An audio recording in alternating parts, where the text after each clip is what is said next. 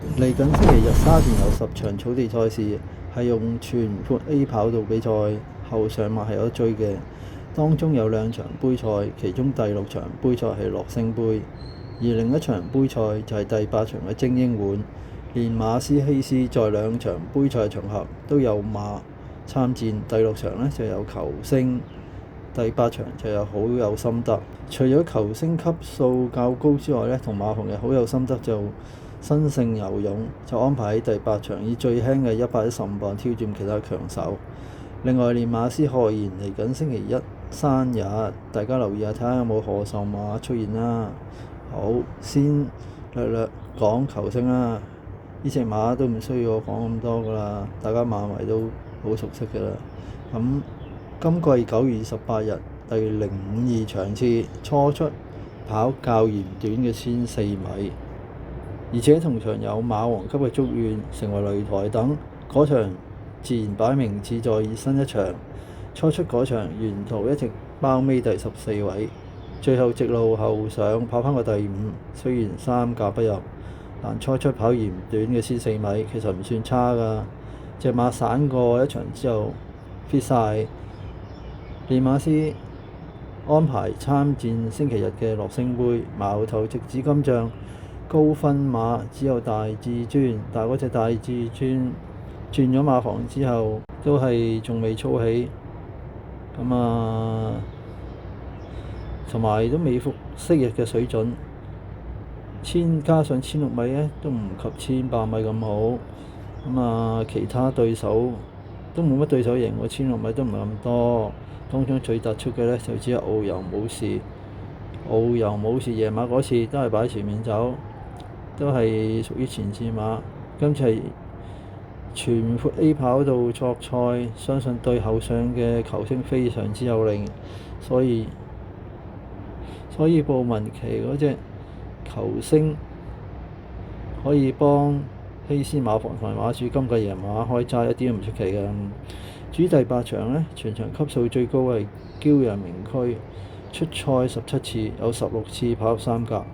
當中呢7次跑第1冠軍，6次跑第2亞軍，3次就第3季軍，上名錄呢就高達90成咁多。而同程1,200米跑過4次第1，5次第2，2次第3，同程上名錄呢就高達6成咁多，即係有成65%嘅。不過驕陽名區最近贏馬就多數都喺126磅或者123磅之間，即係120磅到126磅之間就最好啦。雖然曾經係孭過135磅贏馬，但當時係77分嘅，同今次高分班次嘅場合呢係冇參考價值嘅。加上希斯嗰隻好有心得呢，今季大變身，今季第一次出賽喺053場次孭123磅，差唔多幾乎以班制紀錄贏武林密碼啦。嗰場好精彩添，贏武林密碼好誇張嘅時間做啦。之後再出第二仗贏馬呢，由於加多10磅，時間呢做唔到1.0708，只係做1.0833。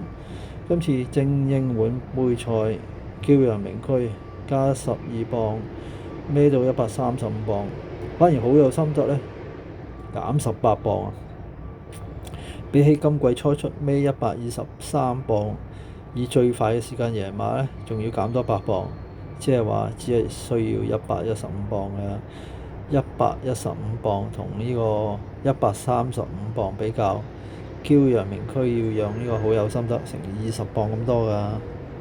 今季好有心得如日中天，但驕陽名區9月到現在試過3個大閘平平無奇，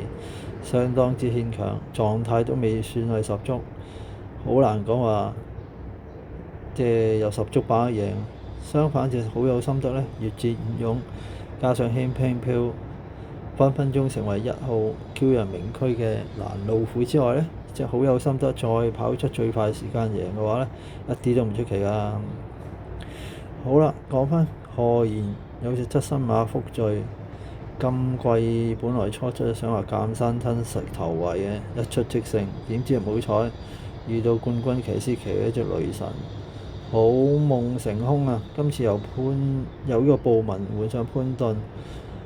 潘頓今次係復在策騎，應該心知肚明隻馬有幾多料啦。配合上次嘅初出經驗，加上馬房積極操練，今次冠軍騎師應該可以幫隻馬開齋啦。兼且睇何言贏馬可收。好啦，大家贏多啲啦，唔講啦，唔多啦，拜拜。多啦，希望大家留意，拜拜。再見。